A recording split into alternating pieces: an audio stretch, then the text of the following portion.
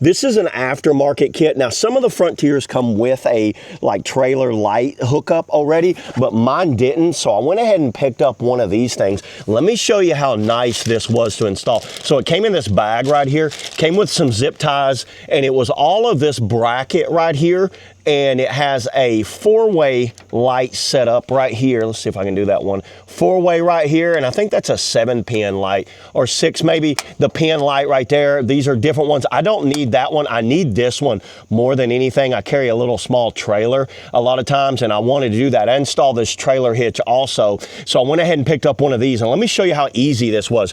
So it came in this bag. This was where all the kind of bracket was. You're gonna have to put this bracket together. All it is you screw these down right here and then screw the side in, run that cable. Let me just kind of like give you guys a quick look over it. Now, this is where it was tough.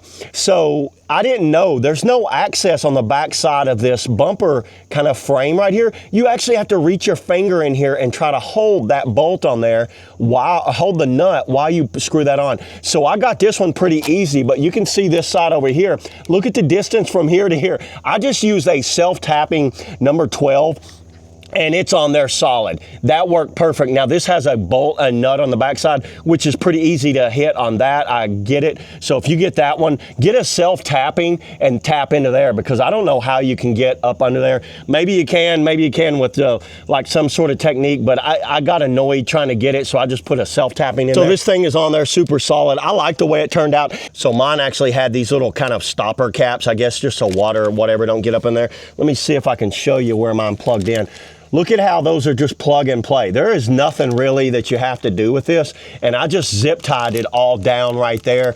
And the cord is completely out of the way. Well, it went together really good. And all you do is plug these two in and you're good to go. This was one of the easiest kind of trailer light installs I've done. My other one, I had to wire in, splice wires into the taillights and all that. That was so annoying. This was just plug and play and ready to go. And I recommend this for anyone that just wants to put trailer lights on their Nissan, because and they make them for a wide variety of brands. This company actually makes a wide variety of like trailer light accessories and wire harnesses and all that. So yeah, there it is, everybody. That's all I got on, the Nissan Frontier trailer wiring kit. See you on the next video.